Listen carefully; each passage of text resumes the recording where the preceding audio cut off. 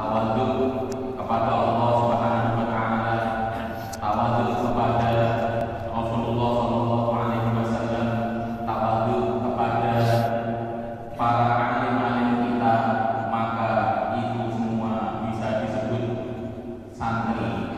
Selamat hari santri.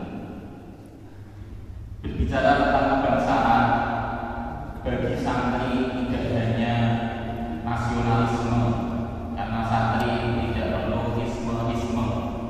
Bagi santri, bangsa Indonesia ini adalah rumah sendiri, karena rumah sendiri apabila gedengnya bocor ya mari diperbaiki, apabila dekornya retak-retak ya mari kita tempel sendiri, apabila catnya sudah pada kusam mari kita perbaiki. Selamat hari santri. Pagi hari ini kajian akan disampaikan oleh Dr. Khairul Anam. Beliau adalah ahli nuklir dari Undip, tetapi beliau juga santri. Al-Fiqhul Islami kepada Ustaz Khairul Anam. Falyatafadhal. Bismillahirrahmanirrahim. Assalamualaikum warahmatullahi wabarakatuh. Alhamdulillahirabbil alamin, wassalatu wassalamu ala asyrafil anbiya'i wa imamil mursalin wa ala alihi wa ashabihi ajma'in, amma ba'd. Alhamdulillah wa syukru lillah ala ni'amillah. Kita senantiasa diberikan banyak sekali kenikmatan oleh Allah, sehingga kita harus selalu bersyukur kepada Allah, minimal biqaulina alhamdulillahi rabbil alamin. Salawat dan salam marilah selalu kita sampaikan kepada Nabiullah Muhammad sallallahu alaihi wasallam biqaulina Allahumma shalli ala sayyidina Muhammad wa ala ali sayyidina Muhammad. Pagi ini insyaallah kita akan melanjutkan kajian kita kemarin, yaitu membahas tentang an-naqlah an-naw'iyah allati ahdasahal fikrul islamiyyu fil hayatil insaniyah, yaitu perubahan yang diwujudkan oleh pemahaman Islam, oleh pemikiran Islam dalam kehidupan manusia. Jadi insyaallah Islam itu betul-betul ajaran yang datang dari Allah, dan jika kita pahami dengan benar akan mengubah hidup kita dari kehidupan yang kurang baik menjadi kehidupan yang baik, yang akan mengantarkan kita manusia sehingga hidup kita ini hasanah. Bukan hanya hasanah di akhirat, tetapi juga hasanah fid dunya. Itu hasanah fid dunya wal hasanah fil akhirah. Jadi bahagia hidup di dunia dan bahagia hidup di akhirat. Kenapa demikian?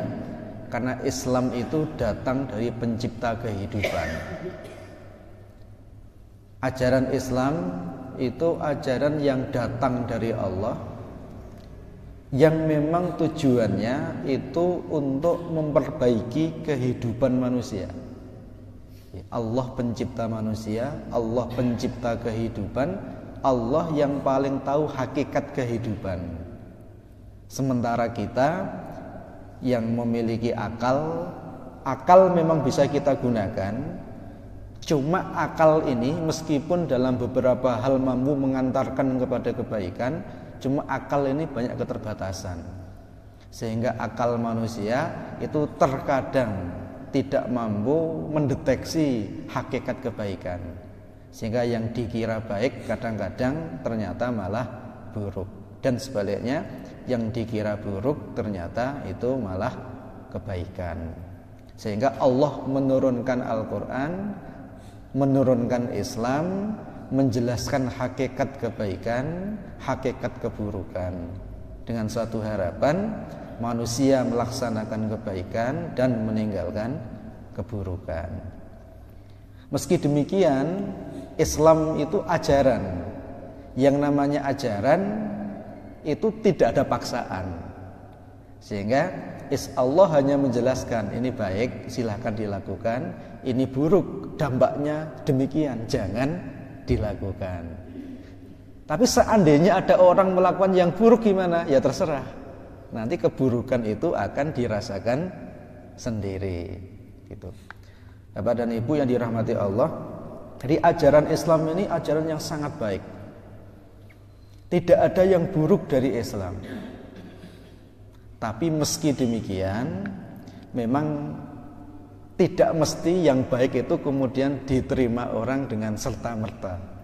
Kadang-kadang yang baik itu ya kadang-kadang ditolak oleh seseorang atau komunitas.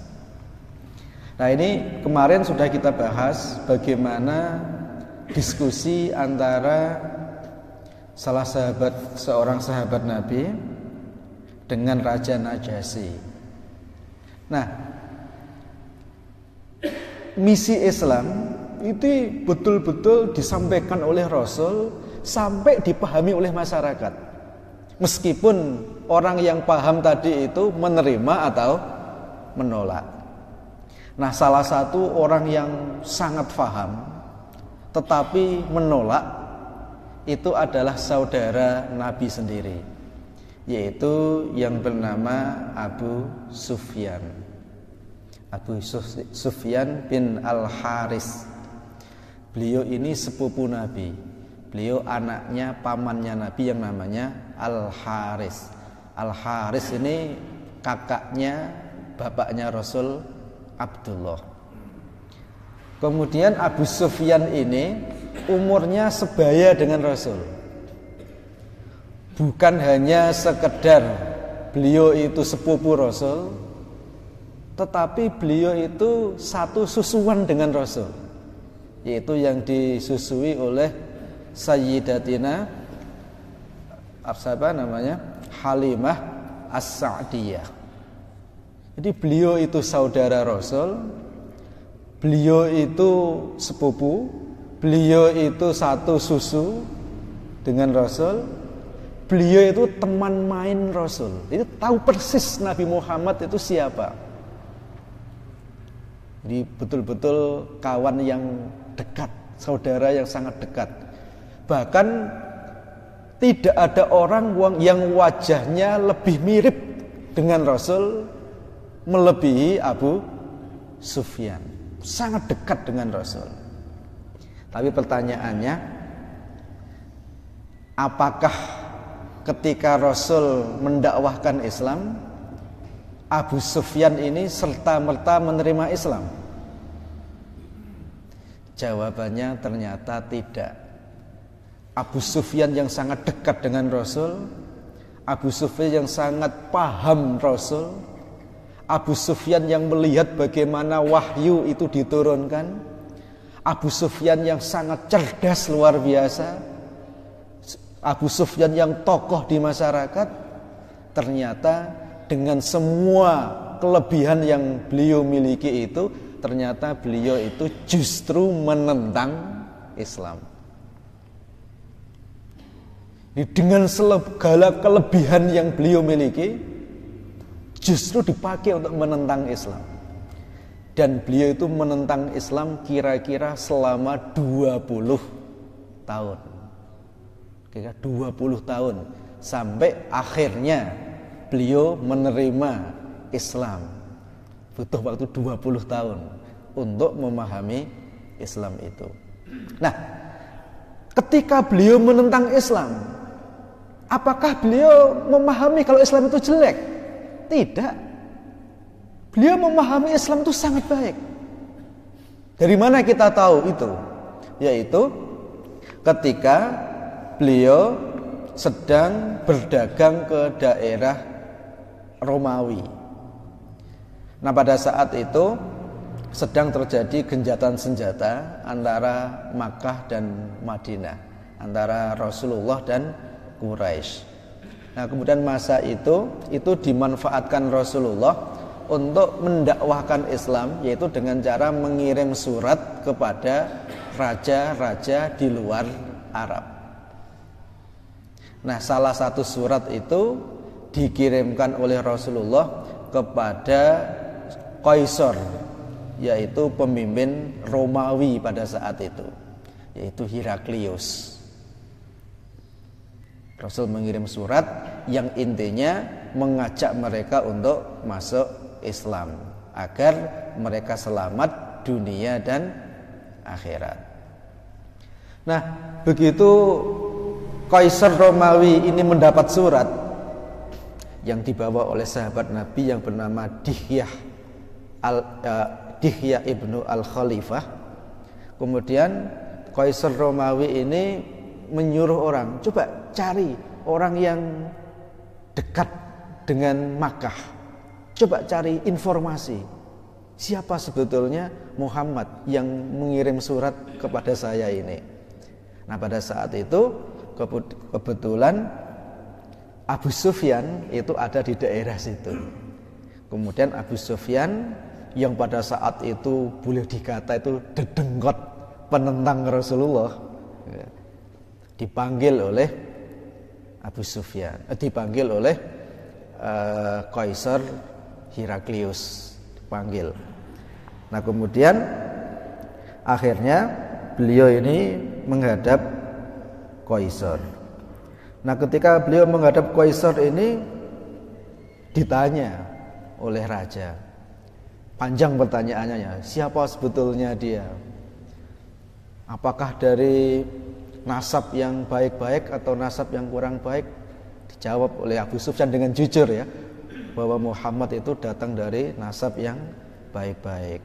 Bagaimana kehidupan dia? Dijawab bahwa beliau itu orang yang jujur, orang yang amanah, orang yang tidak pernah berbohong dan selalu menjalin silaturahim. Ditanya lagi, apakah Muhammad itu, apakah pengikutnya itu orang-orang miskin atau orang-orang kuat? Ditanya bahwa pengikutnya adalah orang-orang miskin. Tanya lagi, apakah orang yang masuk Islam kemudian ada yang murtad, yang keluar dari Islam setelah meyakininya? Dijawab tidak ada. Kemudian ditanya lagi bahwa apa yang diperintahkan Muhammad kepada kalian? Ini dijawab oleh Abu Sufyan. Jadi, madza ya'murukum?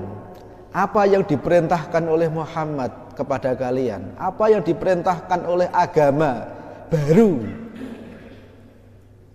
kepada kalian itu? Maka qala Abu Sufyan, maka dijawab oleh Abu Sufyan. Bisa menjawab, yaitu u'budullaha wahdahu wa la tusyriku bihi syai'a watraku ma yaqulu aba'ukum wa ya'muruna bis-sholati was-sidqi wal-ifafi was-silati. Di agama Islam itu menyuruh kami untuk menyembah Allah semata, wala tusyriku bihi syai'a, dan untuk tidak menyekutukan dengan apapun, hanya Allah saja yang kita sembah. Yang kita sembah bukan patung, yang kita sembah bukan batu besar, yang kita sembah bukan uang, yang kita sembah bukan jabatan, yang kita sembah bukan kekayaan, tapi yang kita sembah, yang kita mengabdi hanya kepada Allah semata.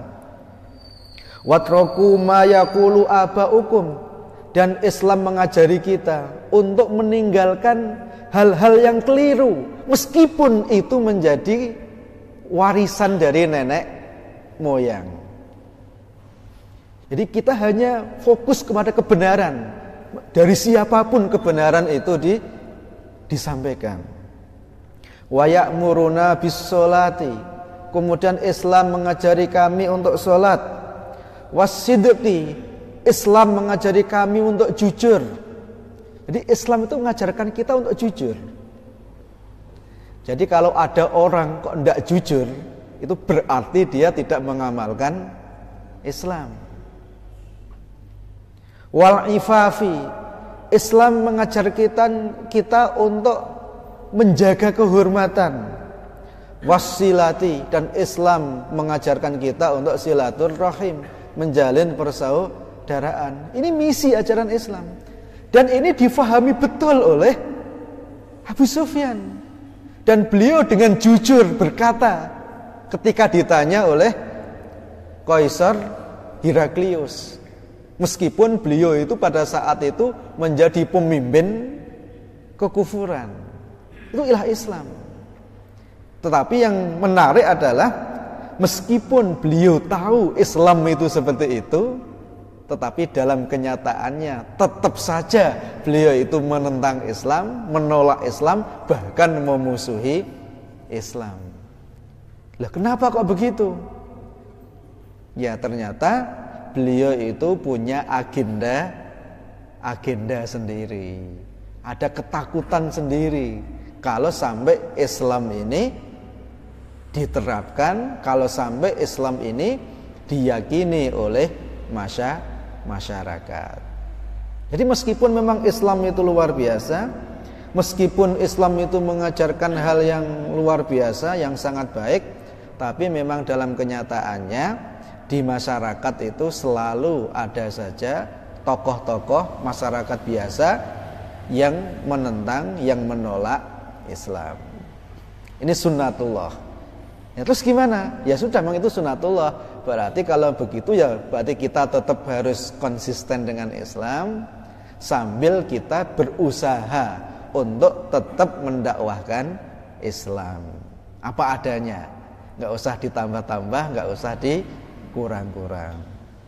Sehingga kita berharap suatu saat orang-orang yang menentang itu nanti dapat hidayah dari Allah Subhanahu wa ta'ala. Dan memang orang itu mendapat hidayah itu kadang-kadang beda-beda waktunya.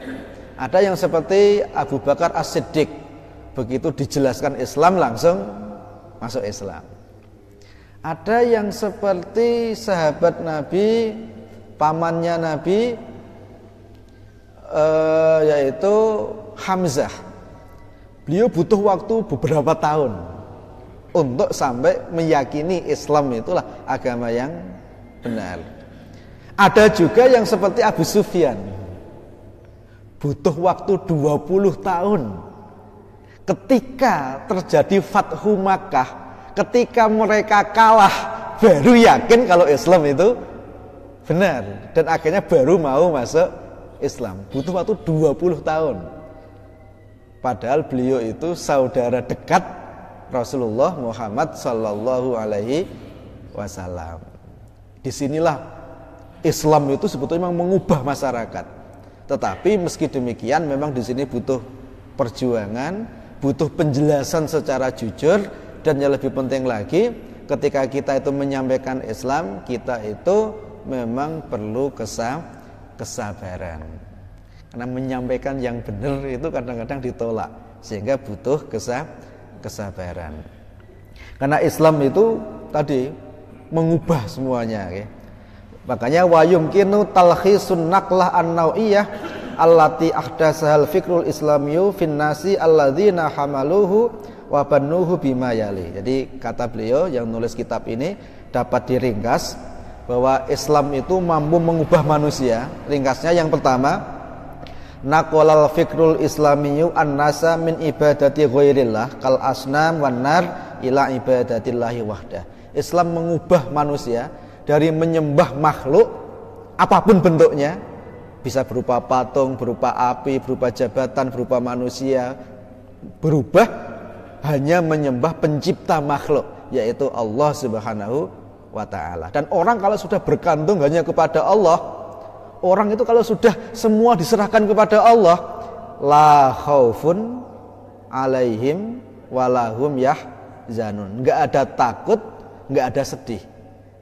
Orang kalau sudah bergantung Allah itu begitu, enggak ada takut, enggak ada sedih. Loh, apa yang ditakutkan? Mati. Loh, mati itu kembali kepada Allah. Takut apa? Miskin. Loh, rezeki itu yang ngatur Allah. Takut digunjing orang. Loh, orang itu manusia. Selama enggak disalahkan Allah, enggak ada masalah. Jadi orang kalau sudah hanya Allah tempat bergantung, itu enggak ada sedih. Saya kok masih sangat sedih, Pak. Berarti kalau begitu kita bergantungnya kepada Allah itu belum seutuhnya. Gitu. Maka kita bisa lihat para sahabat, enggak ada yang sedih. Dicaci orang lah, orang kan juga manusia, yang penting Allah enggak nyaci.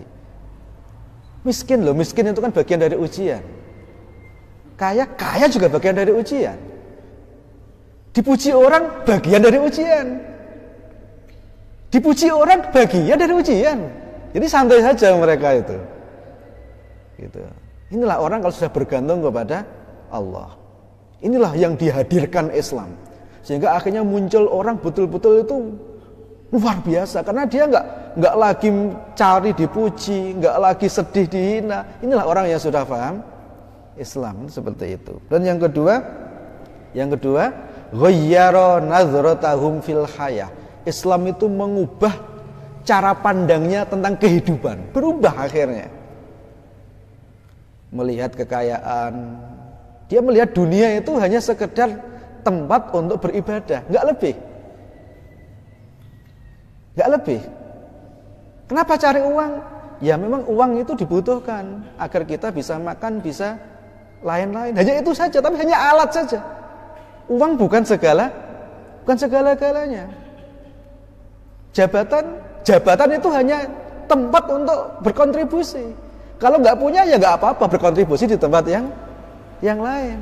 Kalau punya jabatan ya dimanfaatkan untuk berkontribusi yang terbaik kepada masyarakat. Jadi dia melihat hanya alat saja, nggak lebih dari itu. Jadi ghayyara nazratahum fil hayah, mengubah cara pandangnya tentang kehidupan. Padahal manusia kalau dia nggak paham Islam, kalau visinya itu hanya dunia, yang dicari itu paling hanya itu, hanya uang, hanya jabatan, dan untuk itu mungkin dia akan menghalalkan segala cara. Dan kalau ini dilakukan, maka dia akan membuat sedih, membuat gelisah, membuat sengsara banyak orang. Maka ketika Islam itu dipahami, maka dia akan menjadi pribadi yang sangat luar biasa. Membawa ketentraman, membawa kebahagiaan, membawa misi-misi kebaikan. Jadi ghayyara nazratahum fil hayah. Dan yang ketiga, ghayyara miqyasa a'malihim fil hayah, mengubah standar hidupnya. Standar hidupnya berubah orang itu kalau sudah Islam. Yang semula standarnya itu mungkin apa gitu, berubah menjadi standarnya itu halal dan haram, yaitu mencari ridho Allah Subhanahu wa ta'ala. Jadi dia melihat segala sesuatu itu, ini diridhoi Allah atau enggak. Misalnya dia mau disuap orang, ini Pak dana 3 miliar, loh ini diridhoi Allah enggak? Kalau enggak usah, mendingan yang lain yang diridhoi oleh Allah. Jadi standarnya sudah ridho Allah. Kalau udah begitu, udah enggak ada ceritanya korupsi, itu enggak ada. Orang itu korupsi, orang itu menzalimi orang itu nipu orang, itu karena standar hidupnya yang keliru. Yaitu standar hidupnya tidak mencari ridho Allah Subhanahu wa ta'ala. Nah, Islam itu mengubah itu. Kemudian yang kelima, ini yang luar biasa, yaitu ghayyara mafhumas sa'adah. Islam itu mengubah tentang makna bahagia. Padahal manusia hidup itu intinya kan cari kebahagiaan. Tapi ternyata kebahagiaan itu tergantung pemahaman. Jadi kebahagiaan itu ternyata tergantung pemahaman. Dan Islam mengubah pemahaman tentang bahagia. Gitu. Yang semula bahagia itu misalnya apa? Orang macam-macam. Bahagia itu kalau dipuji orang, ada yang begitu. Ada yang mengatakan bahagia itu ketika punya uang banyak. Ada yang mengatakan bahagia itu kalau punya jabatan yang tinggi sehingga dapat fasilitas. Apa betul? Jika kita cek ternyata tidak. Orang yang punya uang banyak itu kadang-kadang malah takut. Mau makan enak takut. Nanti kalau kesehatannya terganggu. Mau meninggalkan rumah takut. Nanti kalau bisnisnya terganggu. Mau melakukan ini takut. Jadi yang ada hanya ketakutan aja. Orang yang kebanyakan takut itu gak bahagia justru gitu. Orang yang punya jabatan apakah bahagia? Enggak juga. Lihat ada orang kumpul-kumpul takut, ngapain itu? Jangan-jangan merencanakan makar ke saya gitu. Ada orang melakukan apa takut, ada lihat apa takut gitu. Kenapa? Ya karena dia keliru dalam standar bahagia. Islam mengubah standar bahagia itu, yaitu dari sekedar isba'il syahwat, hanya sekedar awalnya itu melampiaskan nafsu dan kesenangan-kesenangan dunia, menjadi yang namanya bahagia itu adalah nailu ridwanillah, yaitu mendapatkan ridho Allah Subhanahu wa ta'ala. Bahagia di situ. Dapat uang yang halal, alhamdulillah bahagia. Bukan dapat uangnya yang dia bahagia, tapi yang dia sangat bahagia itu dia mendapatkan dengan cara yang halal. Alhamdulillah ya Allah, Engkau telah memberi aku rezeki yang halal. Ketika tidak dapat uang, bahagia, alhamdulillah ya Allah, karena pertolonganmu aku nolak itu proyek itu. Jadi aku berani menolak yang haram. Jadi nggak dapat uang itu senang, bahagia. Alhamdulillah ya Allah, Engkau selamatkan aku dari proyek yang haram itu ya Allah. Gitu, ini bahagia. Meskipun nggak dapat uang. Lah, kenapa orang kok sampai bahagia seperti ini? Karena standar bahagianya udah berubah. Dari yang awalnya mendapatkan sesuatu, yang berubah menjadi bahagia itu mendapatkan ridha Allah Subhanahu wa ta'ala. Sehat, alhamdulillah ya Allah, Engkau berikan aku kesehatan sehingga bisa sholat berjamaah, bisa kerja mencari rezeki yang halal ketika sehat. Ketika sakit, ya Allah, alhamdulillah ya Allah, Engkau sayangi aku, Engkau ingatkan aku, Engkau berikan aku sakit. Apa jadinya kalau aku sehat terus tiba-tiba mati? Jadi enak terus, nggak bersyukur, tiba-tiba kecelakaan mati. Alhamdulillah ya Allah, Engkau berikan aku sakit, bisa merasakan dulu kenikmatan bahagia. Itu intinya hanya bahagia terus gitu. Itu orang ketika sudah standarnya itu linaili ridwanillah. Jadi punya uang ya bahagia, nggak punya ya bahagia. Jadi bahagia itu ketika mendapat ridha Allah tadi itu. Nah, inilah Islam yang memang mengajarkan kita sesuatu yang luar biasa. Islam mengajarkan kepada kita misalnya di dalam Al-Qur'an surat Al-Qasas 77, wabtaghi fima atakallahu darul akhirah wala tansa nasibaka minad dunya. Saya dulu itu sering dinasihati bapak. Menurut saya ini nasihat yang baik. Bapak dulu saya nasihati saya begini. 6. Carilah dunia, tapi jangan lupakan akhirat. Itu dulu nasihat bapak saya. Menurut panjenengan nasihat ini benar atau enggak? Benar nggih? Benar, bagus. Carilah dunia, tapi jangan lupa akhirat. Ternyata kalau kita lihat di dalam Al-Quran, nasihat ini meskipun benar tapi kebalik. Nasihatnya kebalik. Nih, nasihat orang tua kita kebalik ya. Terus harusnya gimana? Harusnya itu wabtaghi fima atakallahu darul akhirah. Carilah akhirat. Wala tansa nasibaka minad dunya, tapi jangan lupa dunia. Jadi jangan dibalik. Ini kalau kebalik, ini nanti dampaknya juga besar ternyata. Okay. Carilah akhirat, jangan lupa dunia. Bukan carilah dunia, jangan lupa akhirat. Jadi yang utama itu akhirat. Tapi yang namanya akhirat itu kan butuh proses di dunia. Ad-dunya mazra'atul akhirah. Dunia itu adalah tempat menanam yang hasilnya nanti dipetik di akhirat. Sehingga orang yang mencari akhirat itu pasti dunianya baik. Karena pasti yang ditanam itu hal yang baik. Nah, inilah yang diajarkan oleh Islam.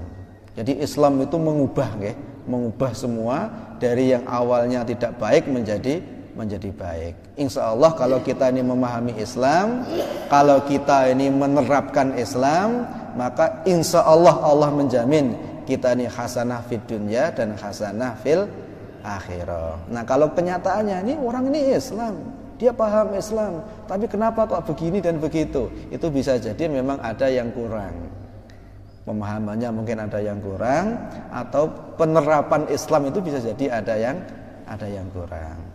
Barangkali itu pengantar tentang an-naqlah an-nau'iyah fil hayatul insaniyah.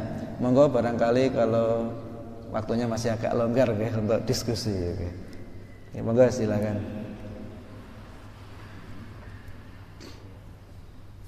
Monggo Ustaz.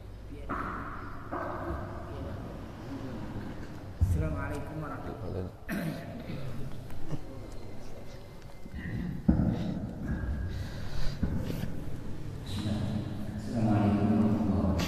Waalaikumsalam warahmatullahi wabarakatuh. Saya berapa kali nanti semakin merasakan seolah-olah dalam kehidupan ini saya banyak salahnya karena standar kehidupan tadi itu ternyata keliru dan kecemasan itu masih selalu mengganggu saya, menghinggapi.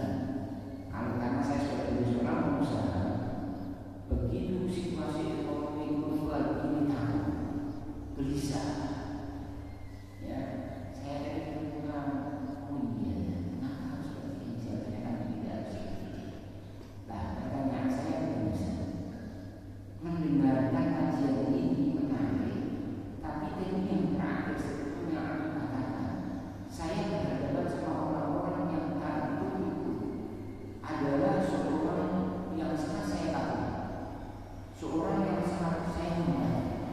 Secara pendidikan beliau adalah seorang S3, bahkan dari profesor. Ya. Tapi sebetulnya itu membingungkan. Ini sebenarnya itu berarti kalau saya kenal, saya yakin beliau adalah orang yang pakar. Ya, bahkan disebut apakah imam besar atau apa semua. Nah, kenapa pertanyaan seperti itu? Dan apakah beliau itu belum pernah membaca kitab ini? Dan saya yakin mungkin jika akan sempat sudah beliau akan dibaca. Nah, lalu tadi bagaimana sekarang ini tugas kita semuanya untuk menyampaikan kebenaran Islam itu kepada masyarakat, mulai dari lingkungan sampai kepada masyarakat nasional makro, bahwa Islam ini benar-benar akan merubah kehidupan yang awalnya katakan dari menghamba kepada selain Allah, menghamba pada dunia, sampai kepada hanya menghamba pada Allah. Nah, ada yang menarik. Jadi pertanyaan saya ini bagaimana tugas kita? Saya kira-kira 1 jam sebelum membayar orang tua saya meninggal. Jadi 1 jam sebelum beliau itu mengingatkan sama saya, Hasan, saya dipeluk hampir sama ini. Hasan, kamu boleh mencari dunia, tapi ingatlah, dunia itu jangan masuk di hati. Hatimu gak bakal kuat memikul dunia. Yang boleh kamu masukkan di hati adalah iman dan takwa. Dan banyaklah kamu sedekah. Diulangi satu kali. Serupa saya berikan yang itu saya sampaikan kepada saudara saya semua. Pesan terakhir 1 jam setelah pesan itu beliau antar sampai kepada hajatnya. Nah, ini apakah juga terbalik atau benar? Pertanyaan saya itu, saya kok menemukan pertanyaan benar gitu. Tapi saya berkata dia mengatakan, wah itu kok juga tidak ada. Ya, ini memang kalau kita berkata dia dengan Mas, waktu ini ada Allah. Nah, ini berarti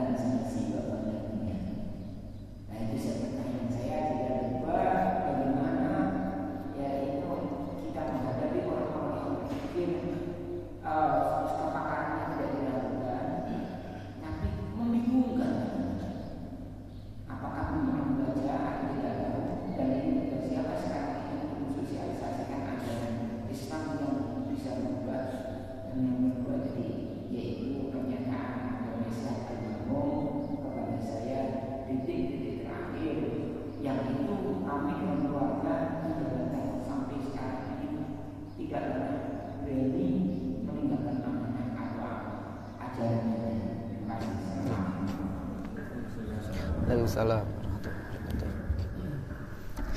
Oke, terima kasih Ustadz Hasan. Dari pertanyaan tadi sebetulnya ada beberapa hal, tidak hanya dua pertanyaan saja. Memang kadang-kadang kita tuh begitu, kalau kita itu ngaji, alhamdulillah pemahaman kita tercerahkan, kita seakan-akan paham Islam, seakan-akan surga dan neraka di depan kita. Tapi begitu kita balik ke rumah, ya lupa lagi. Ketika kita sibuk dengan pekerjaan, yang ada itu ya hanya deadline, yang ada itu hanya target, yang ada hanya macam-macam. Ya itu normal, itu manusiawi.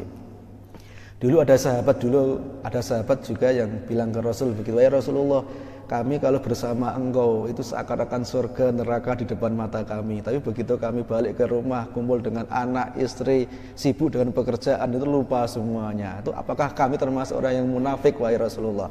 Rasul menjawab, tidak. Berarti kamu itu memang manusia. Ya manusia itu ya memang begitu itu. Makanya untuk biar kamu tetap dalam kondisi itu, maka perbanyaklah datang ke halaqah zikir. Maka perbanyaklah datang kepada kajian seperti ini. Kita kajian kayak gini, ingat akhirat, pulang lupa lagi. Nanti ikut kajian lagi, ingat lagi, kan begitu kan? Pulang lupa lagi, datang kajian lagi, ingat lagi. Sehingga akhirnya kita selalu ada yang mengingatkan. Cuma kalau kita itu nggak pernah kajian seperti ini, kemudian kita kesana lupa, nggak ada yang ngingetin. Orang kalau nggak ada yang ngingetin itu bahaya. Makanya datang pengajian seperti ini, ya ada tausiah minimal, ketemu dengan saudara-saudara kita, orang-orang soleh, itu akan mengingatkan kita jadi orang yang baik. Yang pertama. Terus yang kedua, orang bingung itu karena nggak punya pegangan. Orang kalau punya pegangan itu nggak pernah bingung. Orang kalau paham itu nggak pernah bingung. Tapi kalau nggak paham, yang ada itu hanya bingung saja. Kayak matematika gitu.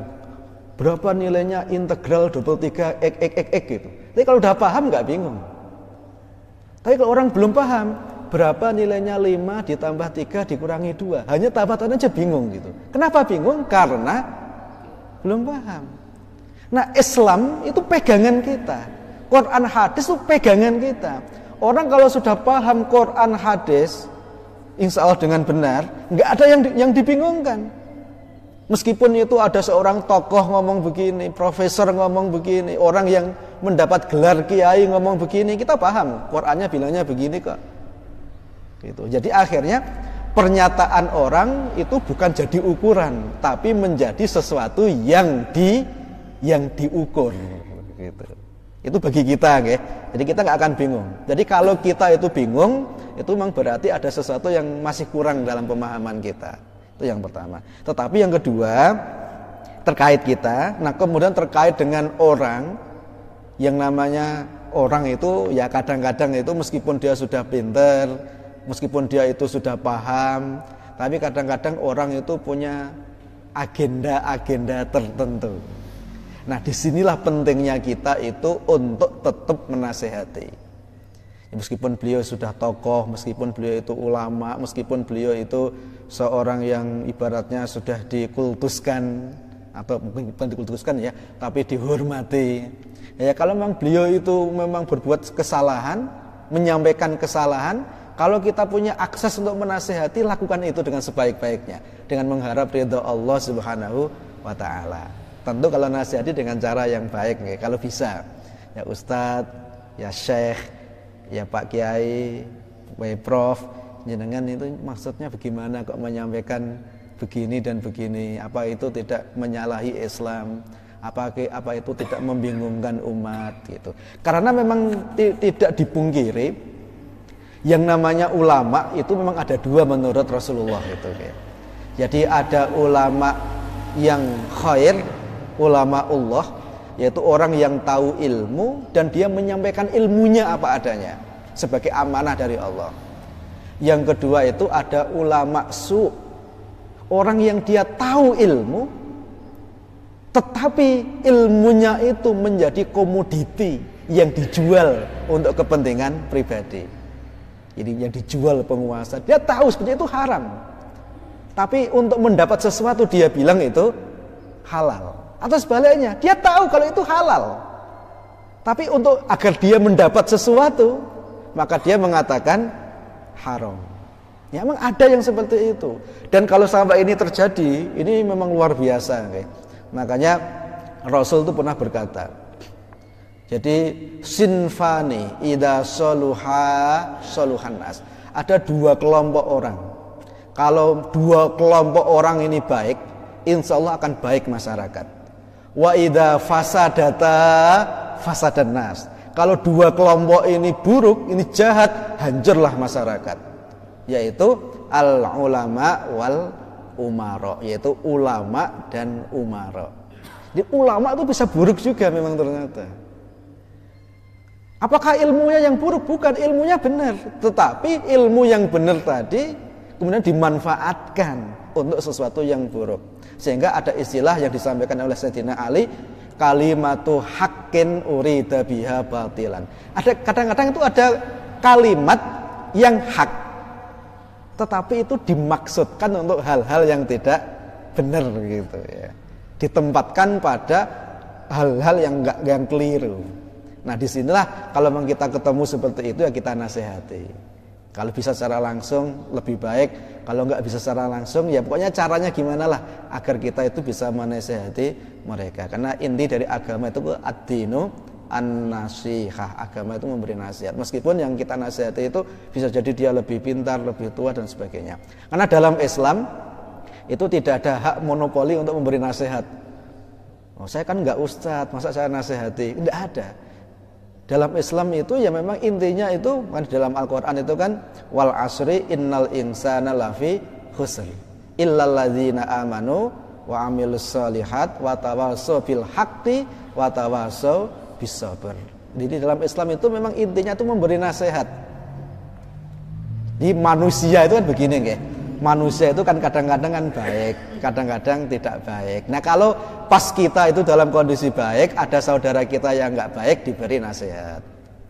Sebaliknya, kalau kita sedang kondisi buruk, ya kita ini dapat nasihat. Karena kalau kita lihat dulu para sahabat, Sayyidina Abu Bakar, Sayyidina Umar misalnya, kita tahu bagaimana kualitas beliau kan.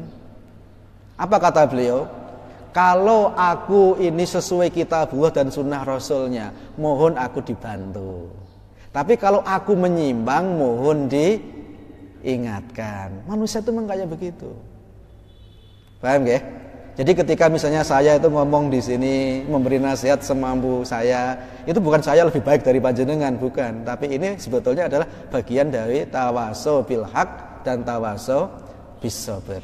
Dan orang itu kalau dia sering memberi nasihat karena Allah, insya Allah kalau dia itu berbuat salah nanti akan dinasihati orang, insya Allah. Dan dinasihati orang itu karunia yang paling besar. Gitu. Coba misalnya seperti Pak Hasan ini, Ustaz Hasan ini, yang alhamdulillah beliau itu dengan ikhlas sering memberi nasihat orang. Coba seandainya beliau itu misalnya berbuat sesuatu yang nggak benar di jalan misalnya, pasti dinasihati orang. Ustaz Hasan, dulu kemarin mengingatkan saya begini, sekarang kok begini. Loh, itu nikmat yang luar biasa. Coba kalau seandainya beliau nggak pernah nasihati orang, berbuat jahat di jalan, cuekin aja, siapa dia? Saya nggak kenal dia. Tapi kalau kita itu sering memberi nasihat dengan ikhlas, ketika kita berbuat sesuatu yang nggak benar, kita akan dinasihati orang. Jadi Allah akan menurunkan makhluk-makhluknya untuk nasihati kita, untuk mengawal kita. Maka diberi nasihat itu sesuatu yang luar biasa. Orang kalau paham, tapi kalau nggak paham, diberi nasihat itu kayak kena petir ya. Kurang ajar itu, siapa wong iki sapa wani-wani ini nasihati aku. Nah, ini berarti dia pemahamannya yang nggak benar. Jadi diberi nasihat itu karunia yang luar biasa. Dan kita nggak akan diberi nasihat orang kalau kita tidak pernah menasihati orang. Gitu. Inilah Islam. Jadi tawasau bil haqqi wa tawasau bis sabr. Jadi orang kalau ikhlas itu adanya hanya enak saja, ya. Adanya itu pahala. Jadi kalau sudah akidahnya lurus, benar itu kayak begitu. Memberi nasihat karena Allah. Diberi nasihat, alhamdulillah, tepuk-tepuk, alhamdulillah, terima kasih saya diberi nasihat. Kan begitu ya, luar biasa gitu. Kemudian yang berikutnya tentang yang disampaikan oleh almarhum tadi, ini nasihat yang luar biasa ya. Jadi memang betul ya. Jadi jadikanlah dunia itu di tanganmu, bukan di hati. Itulah yang dulu juga diingatkan oleh para ulama, oleh Rasulullah dan para sahabatnya itu.